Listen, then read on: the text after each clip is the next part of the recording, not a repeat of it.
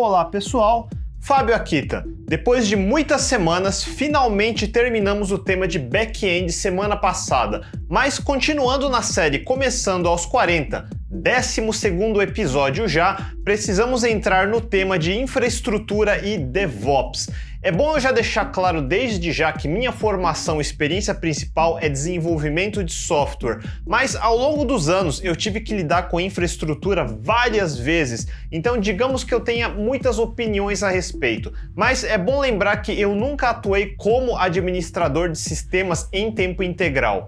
Aliás, durante esses próximos episódios vocês vão ver que eu vou ficar o tempo todo complementando como eu já expliquei antes, e eu já expliquei mesmo nos episódios anteriores. Então eu recomendo que você tenha assistido todos os últimos 11 vídeos antes de começar esse, se você ainda for iniciante. Se já é programador, vamos lá e talvez você veja que mesmo trabalhando na área ainda tem coisas que você não sabe, e nesse caso eu recomendo que tente ver os vídeos anteriores também. Eu sempre escolho falar coisas que eu vejo que a maioria das pessoas não conhece, independente de quantos anos já trabalha.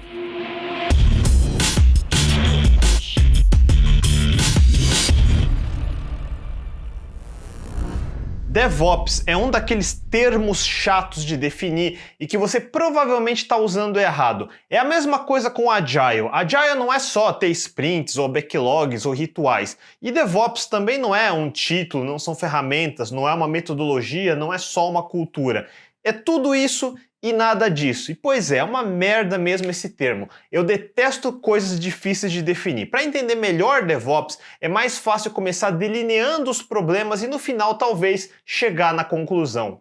Eu diria que se eu fosse detalhar tudo o que eu gostaria sobre o tal DevOps, eu ficaria até o fim do semestre. Em vez disso, assim como eu fiz com front-end, eu quero dar mais um apanhado geral da linha do tempo e alguns conceitos e ferramentas. Vocês têm que entender que a área é gigantesca. Você pode passar anos lidando com infraestrutura e nunca ver tudo. Por exemplo, eu nunca operei diretamente num data center. Eu conheço vários dos conceitos, mas o hardware moderno de data centers é uma coisa que eu só conheço na teoria. Portanto, eu não vou entrar muito nesse assunto. A área específica de redes é outro mundo à parte. Uma coisa é rede caseira ou de pequenas empresas. Outra coisa completamente diferente é lidar com redes físicas em data centers, lidar com fibra ótica e roteadores nível industrial que você vai encontrar em provedores. Também existem os data centers privados em grandes corporações que usam muitas das mesmas coisas. Na prática, metade do mundo de infraestrutura você nunca vai ter acesso,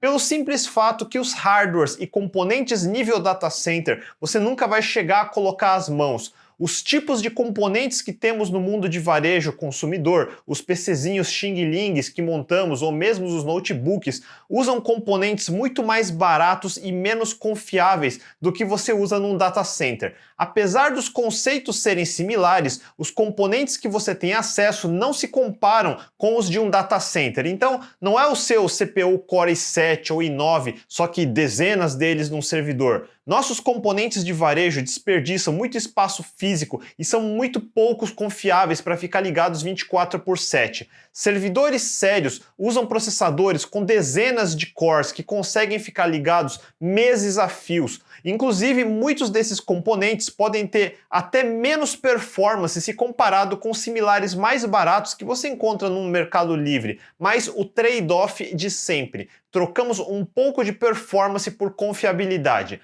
Aliás, a coisa mais importante no mundo de infraestrutura é confiabilidade e segurança. Nos anos 90, quando os data centers estavam começando a nascer, não era incomum muitas empresas que queriam ter presença na internet comprar seus próprios servidores ou até mesmo PCs caseiros, contratar a tal internet dedicada, que era super caro, porque estamos falando de uma época que a internet era um troço opcional. A maioria das pessoas sequer usava ainda e quem usava discava por modem de madrugada para pagar menos pulsos. Felizmente, a lei de Moore estava no seu período mais acelerado e o início da bolha da internet no meio para o fim dos anos 90 acelerou o desenvolvimento da infraestrutura geral. Quando eu estava na faculdade, acho que o Brasil tinha uns 3 backbones que ligavam o país com o resto do mundo. Não era incomum ter problema num backbone, tipo o da FAPESP, e metade do Brasil ficava ilhado do resto do mundo. Era assim rudimentar no começo dos anos 90. Quando estávamos fazendo os primeiros sites dinâmicos com ASP, ou PHP, ou Perl, eu expliquei que o mais popular era rodar algo como Apache com coisas como mod PHP, ou Windows NT4 com a primeira versão do IIS para rodar ASP. Os bancos de dados não eram grande coisa, e o mundo Enterprise só rodava coisas como Oracle ou IBM DB2. O mundo open source tinha acabado de começar e o MySQL nem podia ser considerado um banco de dados de verdade ainda. O SQL Server estava iniciando depois que a Microsoft adquiriu a Sybase, então as opções não eram muitas. Um Apache funcionava inicialmente fazendo um fork de si mesmo para cada nova requisição. As requisições HTTP caíam em algum virtual host. Um virtual host é uma configuração do servidor web indicando quem vai responder à requisição. Podia ser mapeada a URL para uma pasta no disco que tem HTMLs estáticos, ou podia ser mapeada a URL para ativar algum programa CGI ou um módulo como mod Perl ou mod PHP. Seja no Apache antigo ou no Nginx moderno, você sempre vai estar configurando virtual hosts. Os virtual hosts ficavam no arquivo de configuração do Apache e toda vez que você mexia nesse arquivo, precisava restartar o servidor para carregar essas configurações e habilitar novos sites. Assim, um único servidor Apache podia servir múltiplos sites de uma só vez. Nas faculdades era comum você ter servidores Unix como HPUX ou Solaris com Apache e cada usuário do Unix tinha uma pasta onde ele podia jogar arquivos que automaticamente ficavam disponíveis no servidor da faculdade. Com o tempo, alguns alunos ou professores podiam ter contas nesses servidores e também compartilhar coisas no mesmo servidor. Foi assim que eu, por exemplo, comecei a experimentar com web e aprender Unix em 1996. Entendam que até o fim dos anos 80 não era comum uma pessoa ter um computador inteiro só para ela, especialmente computadores potentes, já que mesmo os caseiros dos anos 80 eram super limitados e fracos. A maioria não era muito mais potente que um Nintendinho 8 bits.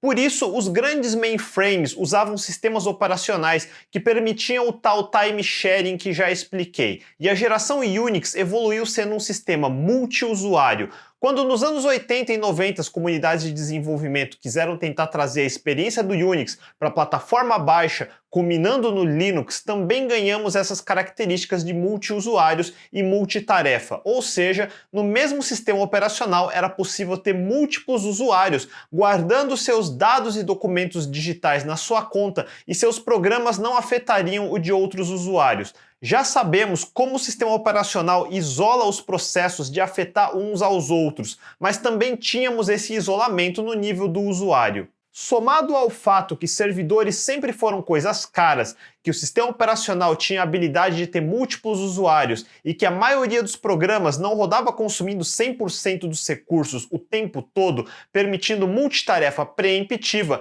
foi natural começarmos a ter PCs montados com Linux, Apache e MySQL, preparados para rodar múltiplos sites de múltiplos usuários, tudo na mesma máquina. Quando o PHP começou a se popularizar, começaram a surgir vários painéis de gerenciamento para cadastrar e facilitar o gerenciamento de novos usuários e novos sites, produtos como o famoso cPanel, criado em 96. Assim, começa a era dos servidores corporativos web, que sempre foram meio relegados a um recurso secundário, frente aos gigantes ERPs como os da Oracle ou SAP. Pouca gente sabia mexer em Unix ou Linux, então painéis como cPanel tiveram um papel muito importante, mas algumas pessoas foram um passo além, criaram um modelo de negócio onde era possível qualquer pessoa pagar uma mensalidade e ganhar um usuário numa máquina dessas e uma conta num derivado de um cPanel. Assim, eles podiam criar um banco de dados restrito dentro de um MySQL, podiam configurar virtual hosts para os seus sites e podiam hospedar aplicações escritas em CGI com Perl ou PHP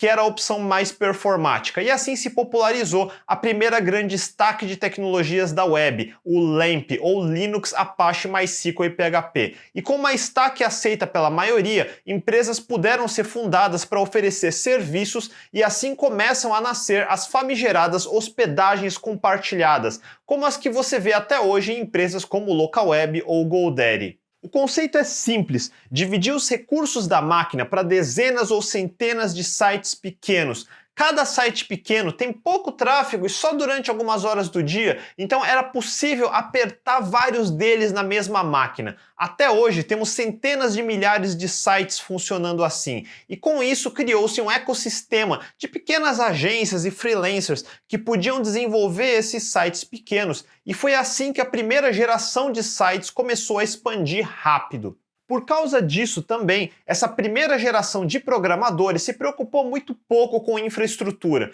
Os únicos lugares onde precisava dos tais webmasters ou administradores de sistema, ou o que eu gosto de chamar de sysadmins, eram nas grandes empresas que mantinham seus próprios pequenos servidores, seja localmente no prédio da empresa ou em regime de colocation, que era o aluguel de espaço e energia dentro de um data center, onde você levava seu PC e instalava na internet dedicada deles, ou mesmo dentro dos provedores que forneciam o serviço de hospedagem compartilhada. Nessa primeira geração, a segurança ainda era muito ruim. Na verdade, como tudo nasceu dentro de ambientes governamentais ou acadêmicos décadas atrás, você meio que podia contar com uma etiqueta e acordo de cavalheiros. Mas quando esses sistemas passaram a ser expostos na internet, isso abriu a caixa de Pandora para hackers do mundo inteiro começarem a brincar. E naquela época era muito fácil hackear os servidores, já que os sysadmins da época sabiam no máximo seguir o procedimento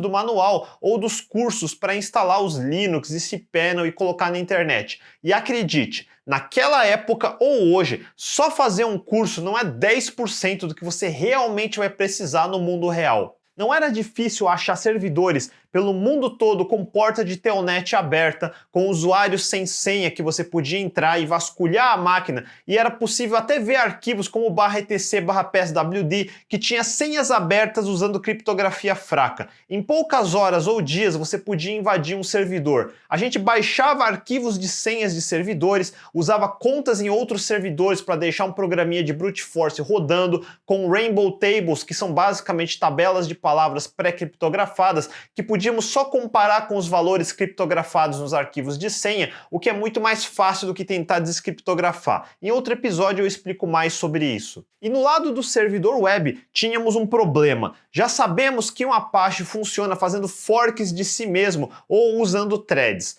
Também sabemos que para um Apache rodar PHP, bastava rodar como CGI ou instalar coisas como um mod PHP. Já sabemos como o CGI puro é extremamente lento, onde cada requisição precisava subir o binário do PHP, executar o script e terminar. Então a opção do mod PHP sempre foi a preferida no começo. Quando viesse uma requisição, a execução desse script se dava dentro do espaço de memória do processo do Apache.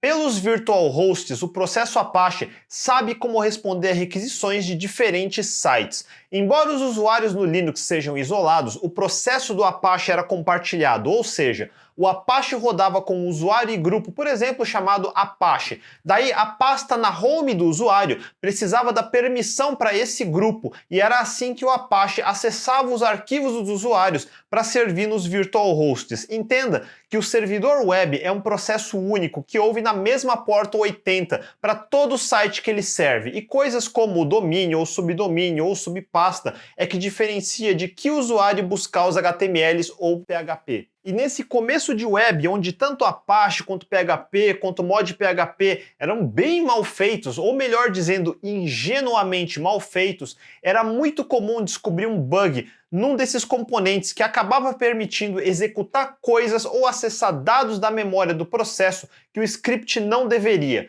E fazendo isso, podíamos de um usuário chegar nos dados de outro usuário usando o Apache como ponte. Hospedagens compartilhadas passaram anos sofrendo desse problema. Uma forma de limitar esse problema era não executar o PHP via mod PHP e dentro do espaço de memória do Apache inteiro. foram construídas outras versões do executável do PHP, como o SuPHP, que era servido pelo mod SuPHP do Apache, que executava o script como usuário e não como Apache. Havia a opção de chroot, que mudava a raiz do root ou raiz de diretório, que de tal forma que o script não conseguisse acessar o root de verdade do sistema e acabar acessando arquivos que não deveria. Depois de várias tentativas ao longo dos anos, no final a opção menos pior era rodar os scripts como fastCGI, com a vantagem que, diferente de CGI, ele mantém o executável rodando, evitando ter que reiniciar toda hora, e ele podia rodar sob a permissão do usuário em vez da permissão mais global do Apache. Eu expliquei tudo isso para explicar que nesse período tínhamos um dilema para resolver. O hardware e a internet eram muito caros, então você queria usar o máximo possível dos poucos recursos disponíveis. Rodar a opção mais performática como o mod PHP causava problemas de segurança, mas a opção menos pior, que é fastCGI, usava muito mais memória, porque agora você precisava ter no mínimo uma instância do PHP por usuário com sites. E em ambientes de hospedagem compartilhada, você gostaria de minimizar o uso de memória para enfiar o máximo possível de usuários por servidor. É um grande dilema e ficamos presos nisso por muitos anos, do fim dos anos 90 e a década dos anos 2000 quase inteiro. E isso foi um problema porque para muita gente essa foi a escola mais acessível para aprender sobre web. Você pagava, sei lá, R$10 e tinha um espaçozinho para jogar um site no ar. E você tinha basicamente coisas como ASP clássico e PHP configurados em algo como fastCGI, que significava que seu site era mais rápido, mais ou menos, e de vez em quando o servidor precisava matar seu processo fastCGI se tivesse pouco uso para conservar a memória e deixar outros usuários rodarem, ou seja, de vez em quando sua requisição ficava lenta esperando um novo processo carregar. Nesse caso, você gostaria de fazer apps leves, com pouco código, porque quanto mais código, mais demorado ia ficar. E fora isso, o único jeito que se tinha na época para subir suas apps era conectar via FTP e ficar jogando seus scripts PHP e imagens em alguma pasta do seu usuário, onde o virtual host do Apache estava configurado para ler. Além disso, você sempre estava limitado à versão do PHP e bibliotecas do sistema operacional que o provedor de hospedagem compartilhada oferecia. Se precisasse de alguma biblioteca binária compartilhada do sistema, tinha que pedir para o suporte instalar para você, talvez. Então, até a virada do século, você tinha a opção barata e ultralimitada de hospedagens compartilhadas, ou precisava se virar com seu próprio servidor, seja numa empresa com infraestrutura própria, o que era raro, ou colocando seu servidor em colocations em data centers. Nesses casos, precisava você mesmo configurar tudo manualmente do zero e largar uma porta de Telnet, FTP ou SSH abertos para conseguir conectar de fora via internet, numa época em que internet 24/7 ainda não era uma realidade para a grande maioria das pessoas. Nessa época também era muito comum você ter os papéis dos administradores de banco de dados e administradores de rede. A partir do ano 2000, algumas linhas de pesquisa e experimentação começaram a dar frutos. Eu falei rapidamente do chroot, que era uma forma de limitar até onde no sistema operacional seus processos poderiam acessar. Um conceito maior se chama jail, literalmente prisão, e foi no FreeBSD em 2000 que começou a ser possível particionar os recursos do mesmo sistema operacional nessas jails, de forma a isolar os processos, fazendo eles pensarem que estavam sozinhos na máquina, sem ter acesso a outras jails. E ele implementou isso de tal forma que jails podiam ter seu próprio endereço IP separado. Em 2001, tivemos o Linux vServer, que eram patches na kernel do Linux que permitiam algo parecido com os jails de FreeBSD para particionar o sistema. Esse sistema durou até 2006 mais ou menos. E novamente o objetivo era limitar o que um processo pode fazer, que recursos e quais recursos pode acessar, de tal forma que um processo mal intencionado ou bugado não conseguisse derrubar o sistema operacional inteiro. Quase no fim da sua vida, em 2004, a Sun lançou os containers de Solaris. Em conceitos, é também parecido com os jails de FreeBSD ou o vServer de Linux, criando o que ele chama de zonas, que são restrições ao que se podia fazer no sistema, no nível do sistema operacional. Solaris, naquela época, ainda era uma referência, tendo recursos como zonas, somado ao lendário file system ZFS. E no mundo Linux surgiu algo similar chamado OpenVZ, o famoso virtuoso. Jails, containers, zonas, nenhum deles é o que a maioria das pessoas pensa quando falamos em virtualização. Tudo isso que eu vou chamar só de containers são basicamente patches na kernel do sistema operacional para possibilitar restringir os recursos do sistema aos processos. Na verdade, a gente faz a kernel literalmente mentir para os processos. Se a máquina real tem 10 cores, a kernel mente para o processo e diz que só tem um para ele. Se a máquina tem 64 GB de RAM, a kernel mente de novo e diz que só tem uns 4 GB. Se tem outros 50 processos rodando na máquina, quando o processo pedir a lista, a kernel mente e esconde todos os outros processos. Então, o processo é basicamente enganado e a essa mentira da kernel damos o nome de container. Mas se falarmos de virtualização de verdade, a história vai bem mais longe para a década de 60 e os mainframes. Como eu já expliquei, nessa época as máquinas eram proibitivamente caras e inacessíveis, e a única forma de múltiplas pessoas conseguirem usar a mesma máquina era aproveitar as diversas pausas que o sistema operacional precisava fazer, como esperar um arquivo gravar ou dados serem transferidos na rede, e aproveitar para computar outra coisa de outro usuário, o conceito de time sharing. Mas os pesquisadores de mainframe foram um passo além. Quando as máquinas começaram a ficar mais poderosas, eles começaram a particionar a máquina para rodar mais de uma kernel de cada vez, essencialmente tendo múltiplos sistemas operacionais rodando em paralelo. No caso de mainframes, cada máquina virtual tinha acesso a recursos reais próprios, como canais de I/O. Dessa forma, eles são extremamente eficientes. Nos anos 80, era praticamente impossível falar de virtualização nos computadores caseiros de 8 ou 16 bits. Simplesmente não havia nem poder computacional e nem recursos suficientes para se pensar em rodar múltiplos sistemas operacionais na mesma máquina. Não tinha recurso suficiente male-male para rodar 2 programas de uma só vez. Nos anos 90, começamos a brincar mais com esse conceito à medida que as máquinas foram ficando mais poderosas e mais acessíveis. Pense que no fim dos anos 80, as máquinas mais poderosas do mundo doméstico tinham 33 MHz, e no fim dos anos 90, estávamos para quebrar a barreira do 1 GHz, ou seja, em uma década o poder computacional teórico ficou 30 vezes maior a um preço similar. Além disso, nos anos 90, tivemos o nascimento do Linux, o que abriu as portas para desenvolvedores poderem experimentar os conceitos que já existiam no mundo dos mainframes na plataforma baixa. O conceito é razoavelmente simples. Todo processo faz as tais syscalls, como eu já expliquei. Além disso, processos normais rodam num ambiente mais restrito, o tal Ring 3, que eu também já expliquei antes. Ou seja, um processo no Ring 3 não tem permissão para chamar funções da CPU que só a kernel no Ring 0 tem acesso. Porém, e se fizéssemos um programa especial que por sua vez carrega outros programas? E se esse programa especial respondesse a syscalls restritas, mentindo as respostas? O conceito de virtualizar é responder uma mentira. Por exemplo, se você tentar carregar uma kernel no Ring 3, ela não vai funcionar porque vai querer fazer chamadas de Ring 0 para acessar o hardware real que não existem na Ring 3. Mas e se esse programa especial responder a essas chamadas e mentir? A tal kernel no Ring 3 ou userland vai acreditar que está com acesso à máquina real. Fazendo uma tangente na filosofia, isso me lembra o demônio malicioso de Descartes ou a alegoria das cavernas de Platão ou simplesmente o experimento do cérebro no jarro. Nosso cérebro é como se fosse um computador e seu I/O ou input e output são nossos 5 sentidos, o tato, audição, visão, paladar e olfato. Nosso corpo humano funciona como o teclado e mouse desse computador.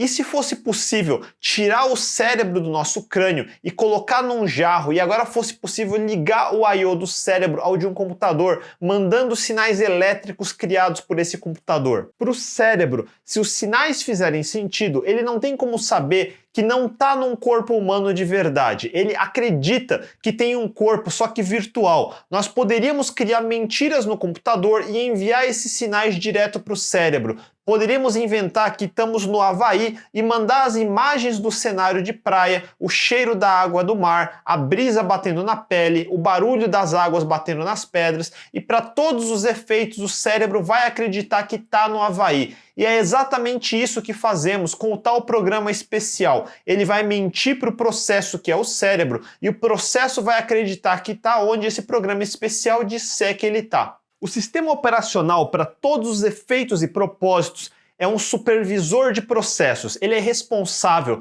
por gerenciar os recursos da máquina e tornar esses recursos disponíveis para os processos da forma mais eficiente possível. Se o sistema operacional é um supervisor, o que seria um supervisor de um supervisor? Que tal um hipervisor? E é isso que o tal programa especial que eu falei é um hypervisor. Temos dois grandes tipos de hypervisors. O tipo 1, que seria instalado no bare metal, ou seja, na máquina real de verdade, antes do sistema operacional. Exemplos disso são o VMware vSpace, Citrix XenServer ou Microsoft Hyper-V. Os hypervisors tipo 2 são os que rodam por cima do sistema operacional como um programa normal, por exemplo, os VirtualBox, VMware Workstation, Parallels Desktop, QEMU. No lado do mainframe, o tipo 1 já era comum nos anos 90, mas nos computadores domésticos começamos a explorar o tipo 2 primeiro, já que era o mais simples de fazer. Basicamente, simular uma CPU em software, um programa especial que responde às syscalls da Ring 0,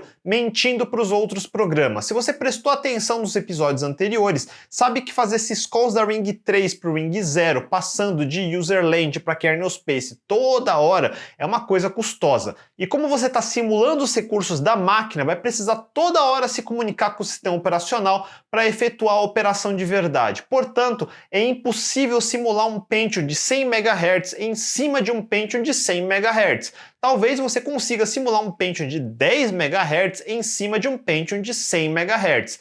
Quando você virtualiza a CPU inteira e roda outro sistema operacional inteiro por cima, você ganha o peso de dois sistemas operacionais inteiros. O guest ou convidado, que é a kernel enganada, e o host ou hospedeiro, que é o sistema de verdade por baixo. E entre eles você tem o programa especial, o Hypervisor tipo 2. É bastante peso. Em 99 tivemos dois grandes lançamentos que eu acho interessantes. Estávamos vendo o nascimento da VMware, trazendo produtos para virtualizar um Linux em cima do Windows ou vice-versa, virtualizando o sistema operacional, um hypervisor tipo 2. E em paralelo, víamos o lançamento de um dos filmes mais influentes daquela geração, que foi Matrix. Basicamente, a Matrix virtualizou nosso mundo. Eu poderia dizer que a Matrix era um hypervisor tipo 1 que podia rodar um sistema operacional chamado Mundo Real e, do jeito como eu gosto de pensar, também rodava Zion. Só que havia backdoors entre os dois mundos, então era um hypervisor com bugs propositais e os processos podiam atravessar entre os dois sistemas virtualizados. Deixando a nerdice de lado um pouco, a diferença entre os containers, como os jails de BSD ou OpenVZ, é que você rodava os processos de forma restrita e isolada, mas todos no mesmo sistema operacional. A vantagem da virtualização com hypervisors era recriar uma máquina virtual literalmente, onde um novo sistema podia ser instalado e os programas rodam como se estivessem numa máquina de verdade.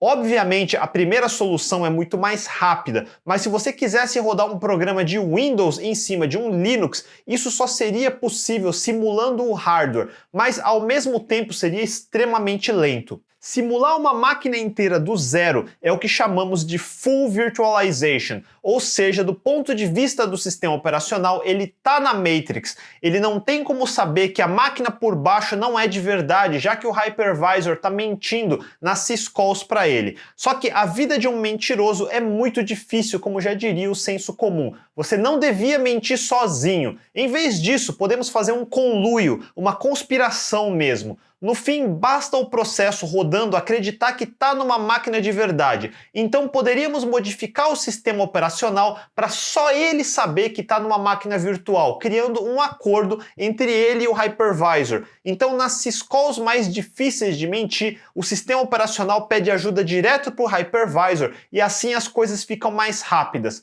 No caso, criou-se um padrão de interfaces de hypervisor que o sistema operacional tinha conhecimento. Versões de Windows e Linux foram modificadas diretamente para acessar essas APIs e a isso demos o nome de paravirtualização. Mas o problema é que conluios dependem das duas partes fazer sua parte na mentira. E nesse caso você não podia instalar qualquer sistema operacional de qualquer versão nesses hypervisors de paravirtualização, como o Xen. O sistema operacional precisava saber mentir e ter patches para participar do conluio. A VMware tinha o padrão Virtual Machine Interface ou VMI, que por um tempo passou a vir na kernel do Linux, mas ela foi removida por conta do próximo grande acontecimento a partir de 2005 a 2006. Ao mesmo tempo, quase de forma independente, a Intel e a AMD resolveram estender o conluio para dentro do hardware da CPU. No final, é muito lento deixar o hypervisor mentir sozinho, mas se a CPU participar da mentira,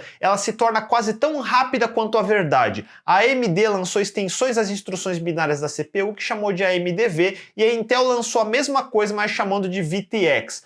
Parece mentira, mas são apenas 10 novas instruções que fazem o sistema operacional virtualizado achar que está na Ring 0, que é todo o objetivo dos esforços de virtualizações. Essas 10 instruções aqui embaixo. Essa evolução dos processadores funcionou tão bem que a performance de muitas aplicações chegou a aproximar a performance nativa sem virtualização em alguns casos. Foi em 2005 que as plataformas baixas finalmente chegaram mais próximas dos mainframes dos anos 70 que rodavam sistemas como o System 370. Vamos recapitular. No meio da primeira década dos anos 2000, já começamos a ter hypervisors tipo 1 que podiam rodar múltiplos sistemas operacionais em paralelo no bare metal. E também já tínhamos a opção de hypervisors tipo 2 para rodar um sistema hospedeiro leve e por cima dele rodar múltiplos sistemas operacionais também. Isso começou a se tornar extremamente importante para data centers onde os servidores sempre foram difíceis de dar manutenção e dividir os recursos entre diferentes aplicações de diferentes clientes rodando na mesma máquina com segurança e performance. Com as novas instruções VTX e AMDV dando performance suficiente, começou de fato o mercado de virtualização da infraestrutura. De qualquer forma, voltando aos servidores, ainda dava trabalho montar um servidor novo. Houve uma época que se eu precisasse de um servidor, eu tinha que abrir uma ordem de serviço no data center da empresa ou do provedor. Eles iam levar 1 ou 2 dias para reservar um hardware, instalar e configurar um sistema operacional, ligar monitoramento, configurar na rede e deixar disponível para mim.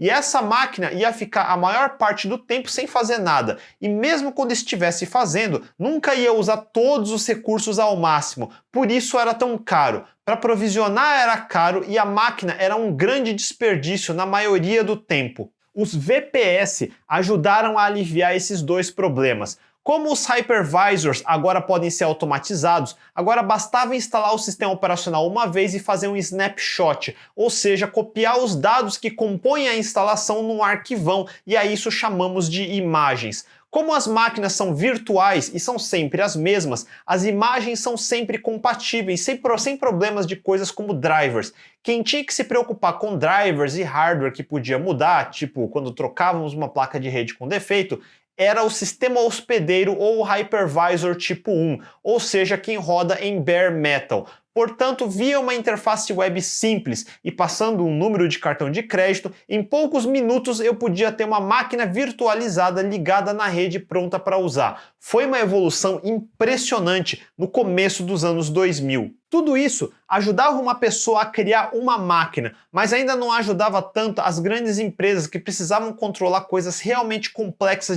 e distribuídas com múltiplos servidores. Quando era só uma máquina, alguém da empresa entrava nela de vez em quando para ficar dando manutenção, instalando coisa nova e rodando atualização. Mas se você tinha 5, 10 ou 100 máquinas, precisava de uma equipe inteira para ficar manualmente atualizando o sistema ou consertando problemas. Era tosco lidar com equipes de TI fazendo tudo na mão nessa época. A Microsoft tinha serviços no Windows Server para tentar automatizar as coisas, mas eu vou te dizer que ter que lidar com Active Directory sempre foi um pé no saco e é até hoje uma das tecnologias que eu mais detestei ter que lidar. Era tipo uma extensão do Registry para servidor, ambas que só dão dores de cabeça. Eu entendo os motivos e a utilidade, mas continua sendo uma das soluções com a pior usabilidade desde a época dos mainframes. Uma outra categoria de software começou a surgir principalmente a partir de 93, quando foi lançado pela primeira vez, ou a partir de 98, quando saiu a versão 3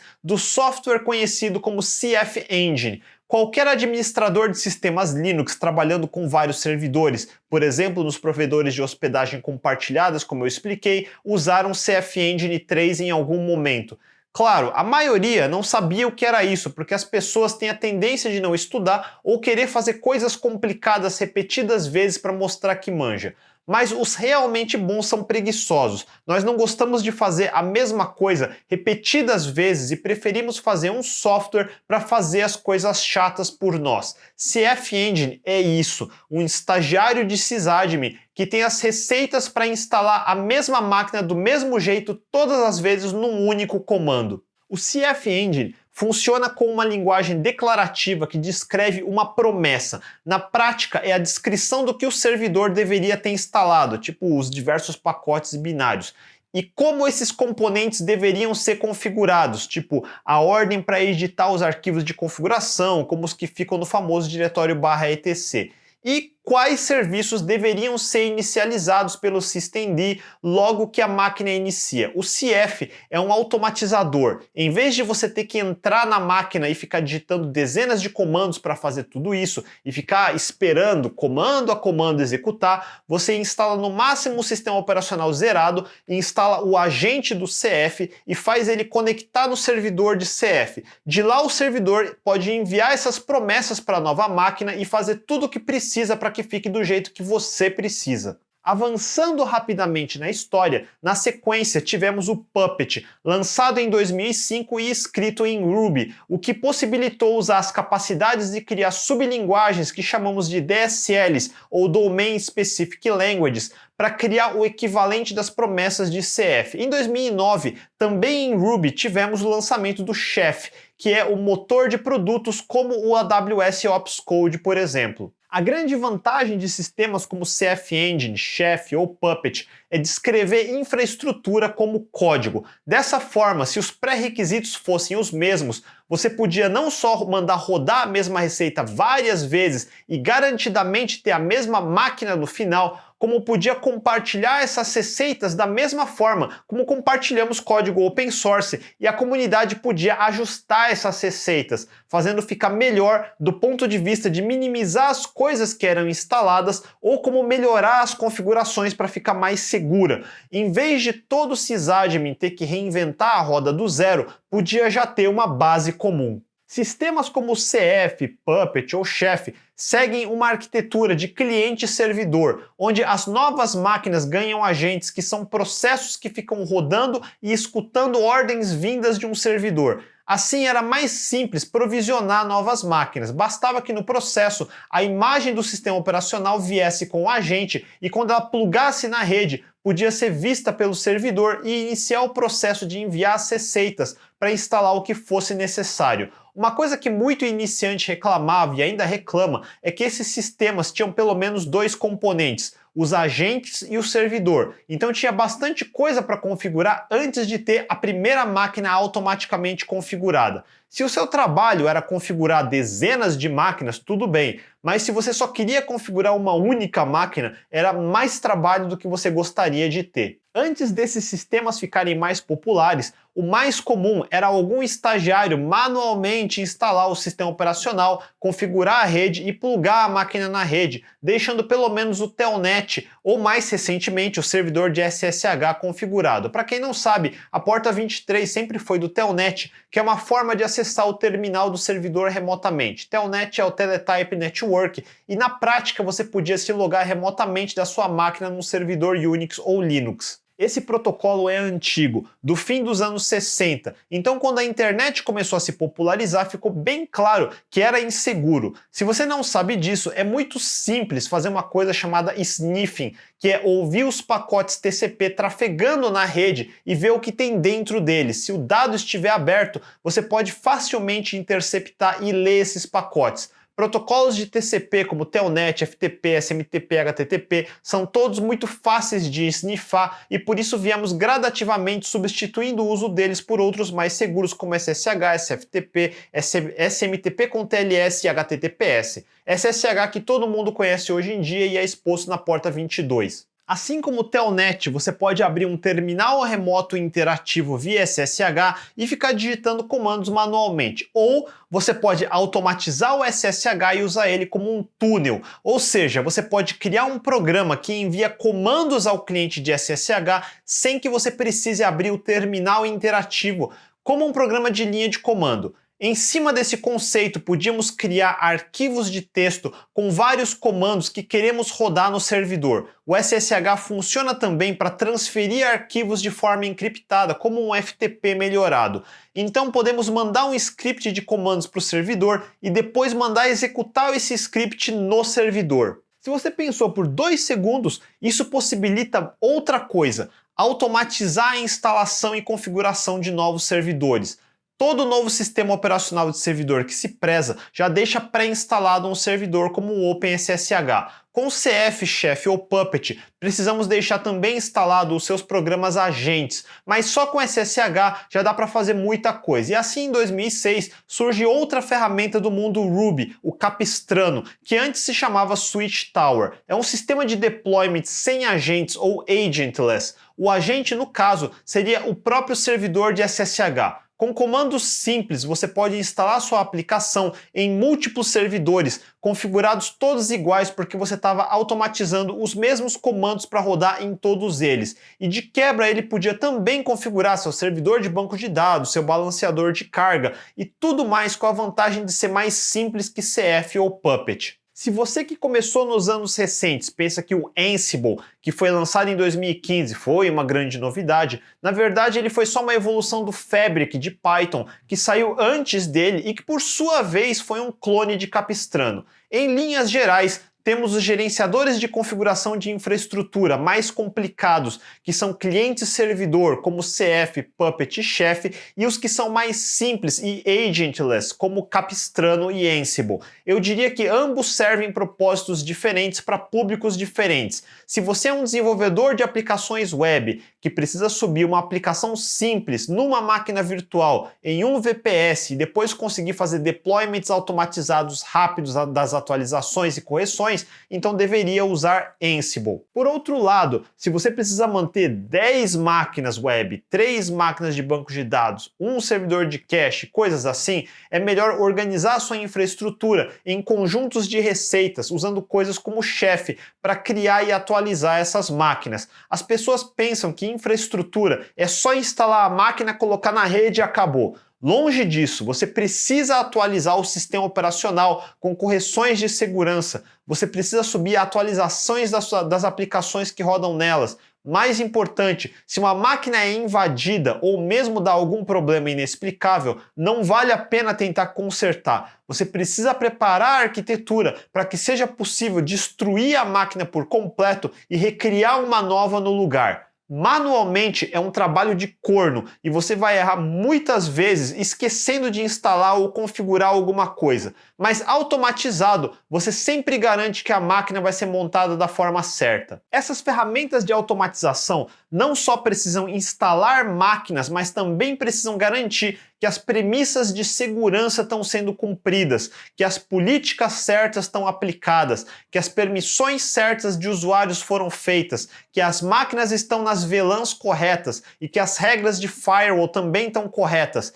Esse conhecimento veio sendo automatizado também. Agora pensa assim, o começo do século XXI foi extremamente caótico com a bolha da internet que explodiu em 2001. Passamos uns 2 ou 3 anos de depressão, sem nada muito interessante realmente acontecendo. Mas então a controvérsia da Napster versus a indústria da música, o lançamento do iPod e iTunes, começou a trazer o entretenimento de massa para a internet. Bandas independentes começaram a se lançar via internet e a hegemonia da MTV como influenciador começou a desaparecer quando as redes sociais de primeira geração, como MySpace, começaram a tomar a internet de assalto. Se você não tem noção desse efeito, pense que em 2006, MySpace foi mais visitado do que o próprio Google. Consegue imaginar isso? Em 2008, o Facebook destronou o MySpace, então imaginem a disputa entre esses dois titãs. 2008, que eu já expliquei que foi a época da maior crise econômica dos tempos modernos, mas no lado da internet as coisas estavam esquentando absurdamente, principalmente em Silicon Valley.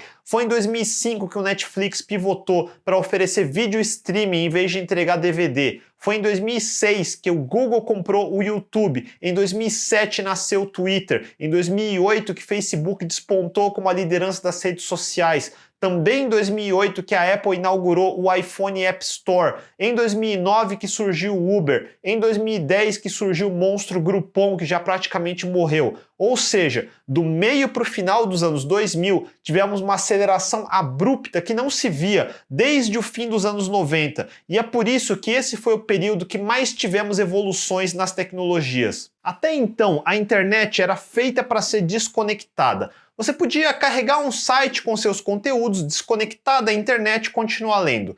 Não era muito prático, mas o protocolo HTTP foi feito para não ter estado. Você baixa, renderiza no navegador e acabou. Mas com o WebRTC e WebSockets você passou a gerenciar estados e precisa estar online para tudo funcionar. Coisas como Messenger, Slack, WhatsApp só fazem sentido num ambiente onde as pessoas estão online ao mesmo tempo na maior parte do tempo. Entenda uma coisa importante.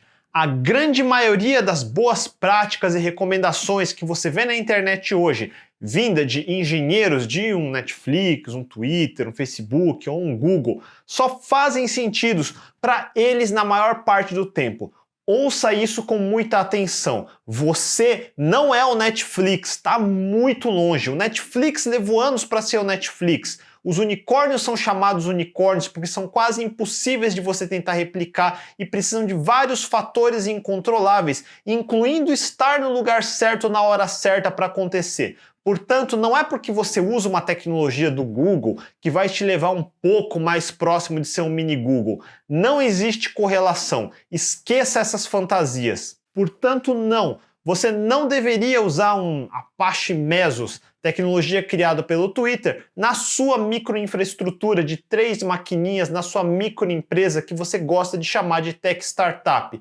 Toda vez que você ouvir o argumento, devíamos usar isso porque o Twitter usa, ignore completamente essa pessoa. Ela não tem ideia do que está falando e é uma pessoa perigosa. Isso tudo dito, o fato é que de repente começaram a surgir empresas que estavam escalando absurdamente rápido num ambiente onde a maioria dos data centers disponíveis não sabiam como atender essa demanda. Era muito demorado manualmente instalar e configurar máquinas. Mesmo com ferramentas como CF, Chef, eles estavam atingindo limites. Estamos chegando na era mais acelerada do mundo de infraestrutura web, que eu argumentaria que foi a partir de 2006 até pelo menos 2015. Se você acompanhou os últimos episódios, sabe o quanto de coisa saiu nessa década, e se não assistiu, agora é a hora de ver, porque chegamos ao final desse episódio. No próximo episódio eu quero contar como as tecnologias que eu mencionei hoje vão culminar em coisas como Docker ou Kubernetes,